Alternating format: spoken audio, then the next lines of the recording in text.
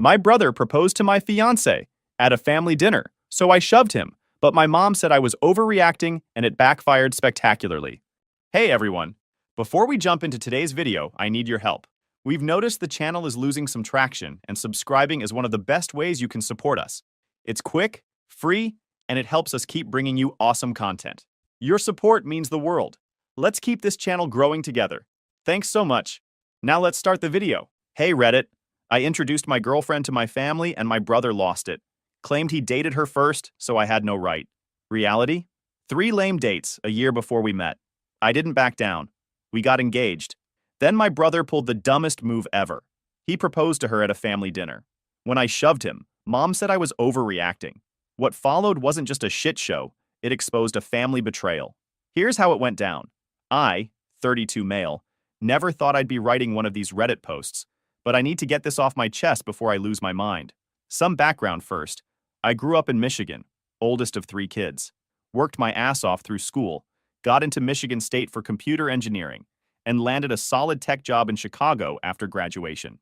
Built a career there for almost a decade before taking a higher-paying remote position that let me move back to my hometown in Michigan 2 years ago. The money was too good to pass up. $45,000 salary bump plus stock options that are already worth another $30,000. My younger brother Nate, 29 male, has always been my mother's favorite. Not in subtle ways either. She's blatant about it. While I had to work summer jobs to afford my first car, Nate got his handed to him for his 18th birthday. When I needed help with college tuition, I got lectures about financial responsibility. When Nate wanted to start a business, a food truck selling overpriced tacos that failed spectacularly in 8 months and cost my parents $85,000, my parents drained their savings to fund it. The pattern was set early. When we were kids, I'd get grounded for leaving my bike out in the rain. When Nate crashed his bike into our neighbor's garden and destroyed $500 worth of exotic plants, my mom blamed the neighbor for planting too close to the sidewalk. I still remember her writing that check with a martyred expression, then taking Nate for ice cream afterward to cheer him up from the trauma. Don't get me wrong, I built my own life and did well for myself. Senior software architect making 6 figures, nice condo, and I've put most of the family bullshit behind me. My sister Caddy, 27 female, gets it. She's a nurse who paid her own way through school while dealing with the same favoritism crap I did. She worked night shifts at a 24-hour diner throughout nursing school, coming home to study at 4 a.m. while Nate was sleeping off parties in our parents' basement. Caddy and I have a standing monthly video call to vent about family drama. These sessions usually end with us making bets on Nate's next catastrophic life decision. Last month, I won $50 when I predicted he'd try to become a day trader after watching a YouTube video about it. He lost $3,000 in 2 days. My best friend Derek, 32 male, has been in my corner since we were 12. We met in middle school when he called out a teacher who gave me detention for something I didn't do. Derek noticed Nate had actually been the one throwing paper airplanes, but blamed me when caught. Derek stood up, pointed at Nate, and said, "It was that kid. Brody's just covering for him because that's what he always does." Derek got detention too, but we've been inseparable since. Derek's got this razor-sharp sarcasm that cuts through bullshit faster than anything. He works as a mechanical engineer for a defense contractor and never hesitates to point out when someone's being an idiot, especially when it comes to my family. He's been telling me for years that I should stop trying to win my parents' approval. Should have listened sooner. Derek meets me for basketball every Saturday morning, where we destroy college kids half our age through pure strategy and dirty tricks. He calls it old man ball. Fewer jump shots, more elbows, and trash talk. The real competition is our post-game debate on which of our families is more dysfunctional. His dad left when he was 8, and his mom cycled through boyfriends like seasonal wardrobes, so it's usually a close contest. About a year after moving back, I met Allison, 30 female, at a local tech meetup downtown. She was presenting on digital marketing strategies for B2B clients.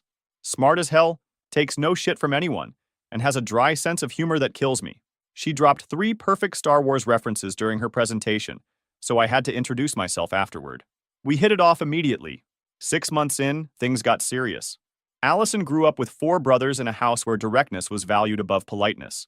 When she first met Derek, they spent 2 hours arguing about the technical feasibility of lightsabers while I just watched in amusement. She has a black belt in jiu-jitsu that she earned after some creep followed her home from college one night. She's not someone you mess with, which makes what happened later even more insane. I didn't mention Allison to my family right away. Given our history, I keep my personal life separate from family stuff until I'm sure about things. By Christmas, I decided it was time for them to meet her. I figured, what could go wrong? That's when everything imploded. I showed my parents pictures of Allison, and when Nate saw her, he completely lost it. Started shouting about how I was an asshole for dating his ex. I had no clue they even knew each other, let alone dated. Apparently, Nate and Allison had gone on a few casual dates 3 months before I met her. According to him, it was some intense relationship that she ended abruptly. He pulled the classic Nate move, dramatically stomping upstairs and slamming his bedroom door like he was 14, not 29. My mom immediately gave me that disappointed look she'd perfected over the years. I asked Allison about it later, and she told me the truth. They went on exactly 3 dates, and she broke it off when he started acting possessive after barely knowing her. On their 3rd date, he suggested she meet his parents and talked about a weekend trip to Chicago. When she said things were moving too fast, he showed up at her workplace with flowers the next day. That was the final straw. I refused to end things with Allison over this bullshit. Nate kept bringing it up for weeks, telling everyone who would listen that I stole his girlfriend. My mom started making passive-aggressive comments about family loyalty whenever Allison's name came up. Eventually, Nate stopped mentioning it, and I thought we could all move on. I was dead wrong. Fast forward to this summer. Allison and I had been together for about 15 months, and I knew she was the one. I planned this elaborate proposal for her birthday, rented a private room at her favorite restaurant, invited both our families and close friends, spent 3 months' salary on the perfect ring. The proposal went perfectly. She said yes. Everyone cheered. It was one of the best nights of my life. Well, almost everyone cheered. Nate stormed out during the applause, with my mother following him like he was a toddler having a tantrum. On her way out, she glared at me as if I'd proposed specifically to ruin Nate's evening. My dad just shrugged apologetically and stayed for the celebration. Later that night, Derek pulled me aside and said, "Your mom literally chased after a 29-year-old man who was throwing a fit about someone else getting engaged. Think about how insane that is." When he put it that way, it was both hilarious and disturbing. Nate was quiet for about 2 months after that. He barely spoke to me, which was fine by me. Then out of nowhere, he invited Allison and me to dinner at his place with my parents and sister. Said he wanted to clear the air before the wedding. Since my parents and Caddy would be there as buffers, we accepted. Caddy texted me beforehand. Suspicious timing. Want me to bring my taser? I thought she was joking. Turns out we should have been even more prepared. Dinner was tense but uneventful. My mom kept asking Allison pointed questions about her family and her career goals, with the subtle implication that marketing wasn't a serious profession, like Nate's perpetual entrepreneurship. Allison handled it like a pro, even complimenting my mom on her hideous new haircut with a completely straight face. Afterward, we all moved to the living room for coffee. About half an hour into conversation, Nate stood up and said he had an important announcement. He launched into this long, dramatic speech about how happy he was to have everyone there for his special moment. Then, and I still can't believe this, he got down on one knee, pulled out a ring box, and proposed to my fiancée. The room went dead silent. Allison looked horrified and told him to put the ring away and get up. My dad tried to step in, but I was already across the room. I grabbed Nate by his shirt collar and punched him square in the jaw. He fell back, knocking over the coffee table. As my dad pulled me off him, Nate started spewing some delusional bullshit about how Allison was only with me to get back at him for dumping her, and this proved she didn't really love me. My mom was screaming at me for hitting her precious boy, completely ignoring what he had just done. Caddy managed to get Allison and me out of there before things got worse. In the car, Allison was furious. She couldn't believe Nate would pull something like that, especially in front of our families. When we got home, I checked the damage to my hand. Nothing broken, just bruised knuckles, while Allison paced the kitchen. I went on 3 dates with him, Brody. 3. And he does this a year and a half later? Who does that? I had no answer. Logic doesn't apply to Nate's world. It's been a week since then, and I'm still seeing red. My parents have been blowing up my phone, mostly defending Nate and saying I overreacted. My mom even had the audacity to suggest I apologize to him for punching him. "He's sensitive and was just expressing his feelings," she texted. "Violence is never the answer." I texted back, "Neither is proposing to your brother's fiancée." I finally decided to confront Nate directly. I called him and insisted Allison be present for the conversation. He surprisingly agreed, and we met at my place the following weekend. When Nate arrived, he looked like shit. He sat silently for a few minutes before I broke the ice by asking him to explain himself. "Look, it's not what you think," he started. "I was trying to prove a point." What point could possibly justify proposing to my fiancée? I demanded. He explained that he'd been talking to his buddy Craig about Allison and me. Craig had put it in his head that Allison only started dating me as revenge for Nate rejecting her. They cooked up this test to see if she would leave me for Nate when given the chance. If you're wondering who Craig is, he's Nate's equally delusional friend from college. He's the guy who convinced Nate that cryptocurrency was a guaranteed investment right before the market crashed. He's also the marketing expert who designed the logo for Nate's food truck, a cartoon taco that looked disturbingly anatomical. Their combined IQ barely reaches room temperature. Craig said if she was using you to get back at me, she'd either say yes to my proposal or at least be flattered by it, Nate explained. The fact that she was disgusted proves she might actually love you. Allison was livid. So you humiliated all of us to prove a point? You realize how insane that is, right? Nate shrugged. I had to know for sure. Craig said, Craig's a 30-year-old who lives in his mom's basement, I interrupted. Maybe don't take relationship advice from him. The conversation went downhill from there. Nate maintained that he was justified in his actions because bros before hoes. His actual words. He said if the situation were reversed, he would have respected the code and backed off. I knew that was complete bullshit. Before leaving, Nate declared he wouldn't attend our wedding. I can't support this marriage knowing I had her first. 3 dates isn't having someone first, you idiot, I told him. And don't worry, your invitation was already in the shredder. After he left, I called my parents to explain what happened. My dad seemed to understand the situation, but my mom was still making excuses for Nate's behavior, calling it a misunderstanding and suggesting we were being too harsh on him. He's always been sensitive, she said, and he really liked Allison. You should have checked with him before you started dating her. We went on 3 dates a year and a half ago, Allison said loud enough for my mom to hear over the phone. I barely knew him. My mom hung up after that. Caddy called later to say she was fully on our side and thought Nate's behavior was inexcusable. I've been saying it for years. Mom created a monster. Good luck getting her to see it, though. For now, I decided to go low contact with Nate and my parents. Allison and I focused on moving forward with wedding planning, though the family drama was casting a shadow over what should have been a happy time. That weekend, Derek came over with pizza and his PlayStation. Wedding planning break, he declared. You need to shoot some virtual bad guys instead of your actual brother. He wasn't wrong.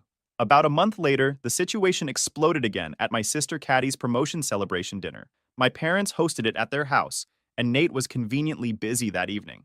Caddy had recently been promoted to charge nurse in the ER.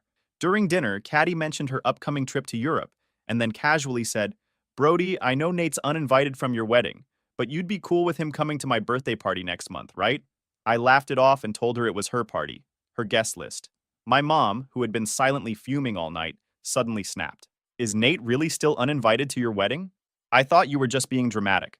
I confirmed that yes, he was still uninvited. She started ranting about how I was being childish and holding grudges. I reminded her that Nate and I had mutually agreed he wouldn't attend. She accused me of trying to divide the family and said I was jealous of Nate's charisma. What charisma? The guy wears graphic tees with crypto slogans and hasn't had a real job since college. His idea of witty conversation is quoting Joe Rogan podcasts. But in my mom's eyes, he's George Clooney, and Elon Musk rolled into one. I bit my tongue and told her this wasn't the time or place to discuss it. We were there to celebrate Caddy. My mom stormed off to the kitchen, and the rest of the night was awkwardly silent. My dad tried to salvage the evening by asking Caddy detailed questions about her new role, but the damage was done. 3 days later, my mom showed up at my house unannounced. Allison was working from home, and I had just gotten back from a meeting. Mom barged in without waiting for an invitation and demanded we settle this Nate situation once and for all. She launched into a bizarre lecture about how I should be secure enough in my relationship not to worry about Nate's harmless prank, her words for the proposal. She said uninviting him was cruel and petty, and that I needed to be the bigger person. I told her again that Nate and I had both agreed he shouldn't come. If she had an issue with it, she should talk to him. This led to a shouting match where she finally dropped the bomb. If Nate's not welcome, then I'm not coming either. That's your choice, I replied calmly. I'm not going to beg you to be at my wedding. She looked shocked, like she expected me to cave immediately. You would really be okay with your mother missing your wedding? Wouldn't be the first important event of mine you've missed because of Nate, would it? That hit home. She'd skipped my college graduation because Nate had a minor cold. She missed my first professional award ceremony because it was the same night as Nate's community theater performance. He played tree number 3 and had no lines. She called me cruel and stormed out. Within hours, my phone was blowing up with texts and calls from her side of the family. Aunts, uncles, cousins, all telling me I was being unreasonable and needed to respect my mother. My dad called privately later that evening. Son, I think your mother is wrong on this one. Nate was out of line, and actions have consequences. I'll be at your wedding regardless of what she decides. This was the first time my dad had openly disagreed with my mom about Nate. I was genuinely surprised. Maybe he was finally growing a spine after 35 years of marriage. Meanwhile, Nate started posting cryptic social media updates about family betrayal, and blood means nothing anymore. My mom commented supportive things on all his posts, further fueling the drama. He even created a public playlist called Songs for Traitors that was mostly whiny emo tracks from 2005. Allison was caught in the middle. My mom had been texting her directly, trying to guilt her into convincing me to change my mind. When Allison didn't respond, my mom started spreading rumors that Allison was controlling me and turning me against my family. For now, most of my mom's family was boycotting the wedding, while my dad's side was still planning to attend. Caddy reaffirmed she was coming regardless of the drama. We decided to downsize the wedding since our guest list had been nearly cut in half. The silver lining? We saved almost $15,000 on the venue and catering, which we put toward a nicer honeymoon in New Zealand. 2 weeks after the wedding boycott began, my mom showed up at our house unannounced again. Allison texted me at work saying my mom was at the door, asking to talk. I told Allison I'd be home in 20 minutes and to let her in if she felt comfortable doing so. When I arrived, they were sitting at the dining table. My mom had barely touched the coffee Allison had made her. The tension in the room was palpable. My mom started with what seemed like an olive branch. I've been thinking about everything, and I want to clear the air. Family is too important to let this drive us apart. For a brief moment, I thought she might actually apologize.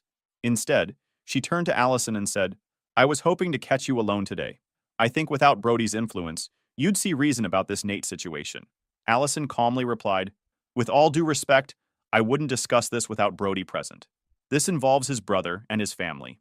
My mom's face darkened. So you need permission to speak now? I thought you were supposed to be independent. I stepped in. Mom, that's enough. If you came here to insult Allison, you can leave right now. She ignored me and continued addressing Allison. You know, before you came along, our family was perfectly fine. Now suddenly, Brody thinks he's too good for us. I wonder where he got that idea. Before I came along, Allison replied with impressive restraint, Brody was already a successful professional who'd built his own life despite, not because of, his family support. Allison stood up. I think you should go. We can talk when everyone's calmer. That's when my mom completely lost it. As Allison was walking toward the door, my mom grabbed her by the hair and yanked her backward. Allison stumbled and fell, and my mom was on top of her in seconds, screaming incoherently and trying to scratch her face. I pulled my mom off and physically removed her from the house. She kept pounding on the door for nearly 10 minutes before finally leaving. Allison was shaken but thankfully not seriously hurt. Some scratches, a bruised arm, and a small patch of hair pulled out. I immediately called my dad and Caddy to tell them what happened. My dad was shocked but still tried to make excuses. Your mother's been under a lot of stress lately. So have I replied. Somehow I've managed not to assault anyone. Caddy, who's seen plenty of domestic violence cases as a nurse, came over immediately to check on Allison and strongly encouraged us to file a police report. This isn't normal family conflict, she insisted. This is assault. Allison was reluctant to involve the police but agreed to file a report after we explained why having an official record might be important if things escalated further. The responding officers explained that even without Allison pressing charges, the case could still be pursued based on the evidence. They also suggested we consider a restraining order. One of the officers pulled me aside when Allison was giving her statement. Look, I deal with family disputes all the time. This isn't normal heated argument territory. Your mother crossed a serious line. He handed me a card for a family law attorney who specialized in restraining orders. Throughout all this, Nate was surprisingly absent from the drama. I texted him to let him know what happened, and his only response was, shit, that's messed up. Sorry.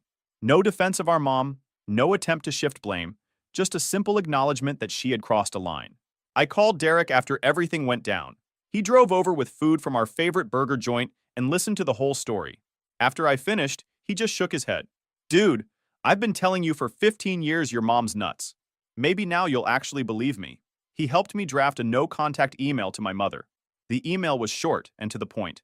After your physical attack on Allison, I'm cutting contact. Do not come to our home. Do not contact us by phone, email, or through third parties. Any future communication will be through our attorney. This is non-negotiable. I blocked my mom on every platform and told my dad I wouldn't be speaking to her again until she got professional help and offered a genuine apology to Allison. We started seriously discussing moving out of state after the wedding. Allison had been offered a position at her company's Atlanta office, and my job was remote anyway. A fresh start 600 miles away from this toxic family environment sounded pretty damn good. The next day, Allison and I went to the courthouse and filed for a temporary restraining order against my mother. The judge granted it immediately based on the police report and photos. My mother was legally prohibited from coming within 500 feet of us or our home for the next 90 days. What I haven't mentioned yet is the financial aspect of all this family drama. 5 years ago, my grandfather passed away and left a substantial inheritance to be split among his 3 grandchildren, me, Nate, and Caddy. My parents were named as trustees until we either turned 30 or got married, whichever came first. My grandfather was a shrewd businessman who built a chain of hardware stores across the Midwest. He sold the business for 8 figures a few years before he died. Each of us grandkids was supposed to receive about $450,000, plus proceeds from some investment properties he owned. I never saw much of that money. Whenever I asked about it, my parents had excuses about why it couldn't be accessed or claimed most of it went to family expenses.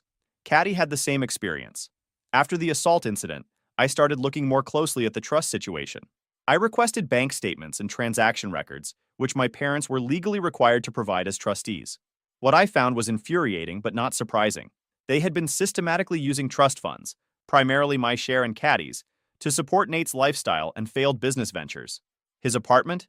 $2,300 monthly rent paid for with trust money. His car? $42,000 SUV bought outright with trust money. His failed food truck business? $85,000 from the trust. His custom gaming PC? $5,500 from the trust. Meanwhile, I'd received exactly $15,000 for education expenses, and Caddy had gotten $12,000 over 5 years from a trust that should have provided each of us with nearly $500,000. The paper trail was damning. They'd set up automatic transfers from the trust account to Nate's personal checking account, $4,000 monthly for living expenses. There were regular payments to his credit cards, his car insurance, his cell phone, his streaming subscriptions, even his dating app premium memberships. I consulted with an attorney who specialized in estate law. He confirmed what I suspected. My parents had breached their fiduciary duty as trustees by clearly favoring one beneficiary over the others, and using the trust for purposes not intended by my grandfather. With Caddy's full support, I filed a civil suit against my parents for breach of fiduciary duty, misappropriation of funds, and violation of the trust terms. The documentation was irrefutable: bank transfers, credit card statements, rental agreements, all showing exactly where the money had gone. When the lawsuit papers were served, all hell broke loose. My dad called, panic evident in his voice. "Brody, we need to talk about this. There's been a misunderstanding." "The bank records are pretty clear, Dad," I replied. "No misunderstanding." My mom got on the line, suddenly sweet as honey. "Sweetheart, we always intended to repay that money. We were just helping your brother through a rough patch." "A 5-year rough patch?" I asked. "Besides, it wasn't your money to lend. It was specifically left to us by Grandpa." The civil lawsuit proved to be a tactical nuclear option. My lawyer was a former prosecutor who specialized in financial crimes and treated the case like a personal crusade. He uncovered that my parents had not only misappropriated funds, but had also doctored some of the annual trust reports they were legally required to file. The lawsuit hit them hard financially. Their assets were temporarily frozen while the case proceeded, which meant they couldn't continue supporting Nate. Their credit score tanked once the court case became public record. My dad, who'd been planning to retire next year, had to shelve those plans indefinitely. My mom had to go back to work as a receptionist at a dentist's office, a job she considers beneath her. They had to withdraw from their country club because they couldn't afford the fees anymore. The entire situation became quietly known in their social circle. Nobody said anything directly, but they stopped getting invited to the fancy dinner parties they used to brag about. Turns out embezzling from your own kids doesn't make you popular with the other golf club parents. Nate's rent came due, his car payment was late, and his credit cards were maxed out. For the first time in his life, Nate had to face actual consequences. He couldn't qualify for new credit cards or loans because his existing debt was too high and he had no income history. His electricity got shut off for 3 days in the middle of winter because he couldn't pay the bill. A week into this financial drought, Nate called me. "Look, man, I know we've had our differences, but I'm in a serious bind here. Could you loan me some cash until this blows over? I'll pay you back. Sorry, no, I replied. My finances are tied up in legal fees recovering what was stolen from me and Caddy. Come on. I'm about to be evicted. Sounds like a problem you should solve yourself. Target's hiring. The silence on the other end was deafening before he hung up. A month after the lawsuit was filed, Allison and I had our smaller, more intimate wedding. 50 guests instead of 200. My dad attended solo and was respectful throughout the event. Caddy was there with her boyfriend. Nate and my mom were nowhere to be seen, exactly as planned. Derek was my best man and managed to keep things light despite everything. His toast included a line about how he'd never seen a man dodge so many bullets from his own family and still come out ahead. Everyone who knew the situation laughed harder than they probably should have. The court case was settled before it went to trial. My parents agreed to a structured repayment plan that wouldn't leave them homeless, but would require them to sell their vacation property and downsize significantly. Their lake house in northern Michigan sold for less than they paid for it. They had to move from their 4,000 square foot house into a 1,200 square foot condo in a neighborhood they used to mock. My dad's prized boat was one of the first things they had to sell to make the initial payments. The remaining trust funds were placed under the control of a neutral third-party trustee, with strict distribution guidelines. According to the new arrangement, I would receive my full share immediately, since I was over 30 and married. Caddy would get hers when she turned 30 in a few years. Nate's portion would remain in trust until he either turned 30 or showed proof of legitimate employment for at least 12 consecutive months. Nate was furious when he found out he wouldn't have immediate access to his share of the inheritance. That money is rightfully mine, he texted me. 1/3 of it is, I replied. And you'll get it according to the original terms of Grandpa's will. For education, legitimate business plans with oversight, or when you turn 30. No more blank checks. Once the judge approved the settlement, my share was released immediately. It was surreal to see that much money in my account, $397,000 after legal fees and tax considerations. Caddy would get about the same when she turned 30. The remainder of the trust, including Nate's portion, was worth approximately $450,000, with some of that earmarked for repaying what my parents had already spent. The first thing I did was pay off our mortgage. The second was to fund a proper honeymoon for Allison and me. 2 weeks in New Zealand, all expenses paid, first-class flights. The third was to establish my own investment portfolio, something my grandfather would have approved of. I didn't mention the money to Nate. As far as he knew, everything was still tied up in legal proceedings. Let him sweat a little longer. It's been 6 months since the lawsuit was settled, and we relocated to Atlanta as planned. She's thriving in her new position, and I've been promoted to lead architect at my company. We bought a house in a nice suburb and are finally enjoying some peace and quiet. Our new place is everything we wanted. 4 bedrooms, finished basement, backyard big enough for a dog. We adopted a German Shepherd mix from the local shelter and named him Rocket. He's smart as hell and already knows a dozen commands. Allison jokes that he listens better than any of my family members ever did. My parents have been sending emails and texts almost daily, alternating between apologies, updates on their progress with Nate, and not-so-subtle hints that they'd love to visit Atlanta sometime. I respond occasionally but maintain firm boundaries. We had to renew the restraining order once before our move, but we didn't since we're now states away. My dad calls once a month, usually to update me on their finances, tight but manageable, and his therapy progress, slow but steady. He's learning to recognize his enabling patterns and working on setting boundaries with my mom and Nate. The most surprising development has been Nate. With his financial safety net gone, he finally got a job at a local tech store. According to Caddy, who still talks to him occasionally, he's actually sticking with it. Working regular hours and earning his own money seems to be changing his perspective. Last month, he sent me an email that caught me off guard. Been thinking about everything. That proposal shit was messed up. I see that now.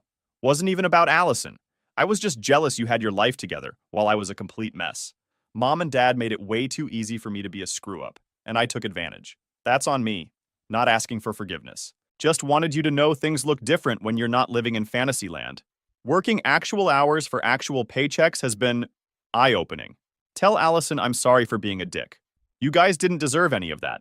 I didn't respond immediately. I needed time to process it. After discussing it with Allison, I sent a brief reply. Thanks for the apology. It means something. Good luck with the job. Last week, I received a package from my hometown. Inside was a check for $500 with a note. First installment on what I owe you. Not much, but it's a start. N. The amount was laughable compared to what had been taken from my trust, but the gesture wasn't lost on me. It was the first time in his life Nate had actually taken responsibility for anything. My mom still doesn't get it. Her latest email included the line, "I don't understand why you're still punishing us when Nate has clearly moved on." She doesn't realize this was never about punishment. It was about accountability. She continues sending passive-aggressive emails. Last month, she sent a long email about how everyone makes mistakes and how real families forgive each other. I forwarded it to Derek, who replied with a single gif of a man playing the world's smallest violin. My dad seems to be slowly coming around. He started therapy and recently sent me an email acknowledging his role in enabling Nate and neglecting me and Caddy. "I was a coward," he wrote. "It was easier to give in to your mother and Nate than to stand up for what was right. I failed you as a father, and I'm trying to be better." Caddy visits us in Atlanta every few months. She's engaged now and planning a destination wedding in Hawaii next year. She's invited Nate, but not our parents. Her choice, and I respect it. She and her fiancé, a pediatric surgeon she met at the hospital, are looking at houses near us in Atlanta. The idea of having my sister close by again feels like getting back something I lost years ago. The inheritance from my grandfather has changed our financial landscape completely. Allison and I have set up college funds for our future kids and invested in a vacation property in the North Carolina mountains. We're careful with the money, no luxury cars or designer clothes, but it's a tremendous relief to have that financial cushion. As for me and Allison, we're doing better than ever. The distance from my family drama has been healing for both of us. We're talking about starting a family soon, on our terms, in our peaceful new life. Derek comes down to visit about once a month. He got a job that requires traveling to the Southeast regularly and always makes time to crash at our place. He and Allison get along great, mainly because they both enjoy giving me shit. Last time he was over, he looked around our new house, nodded approvingly, and said, "You know what the best part of this place is? It's too far for your mom to drop by unannounced." He's not wrong. Sometimes I think about how that insane proposal at Nate's apartment set off this chain of events that ultimately led to everyone in my family facing reality for the first time. My mom lost her control, my dad found his spine, Nate got a dose of real life, and I finally stopped seeking approval from people who were never going to give it freely. It wasn't the path I expected, but I'm finally free of the bullshit, and that's worth more than any inheritance. Did you enjoy my story? What a journey it has been. I truly wonder, what would you have done if you were in my shoes?